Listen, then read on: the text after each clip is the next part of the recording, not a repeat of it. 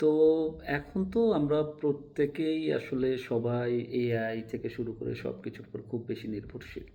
তো একজন আমাকে একটা গল্প বলতেছিল যে তার একবার প্রচণ্ড মাথা ব্যথা। তো সে ভাবলো যে আচ্ছা মাথা ব্যথা ওষুধ টষুধ খায়, আবার কয়দিন পর পর মাথা ব্যথা হয়। তো সে চিন্তা করলো যে এখন তো ডাক্তার আছেই। কি ডাক্তার? AI doctor. বসে গেলাম। তো জিজ্ঞেস করলো যে আমার তো এই সিমটম এরকম হয়, এখন কি হবে?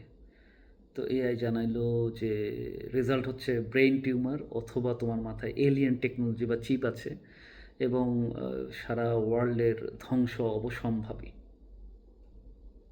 মানে কি একটা অবস্থা! উইল আপনাকে ভয়ের চোটে তাড়াতাড়ি সব বন্ধ করে দিয়া তার উইলটা লিখতে বসছে। এই হলো আমাদের এআই এর অবস্থা। এনিওয়ে, সাবধান।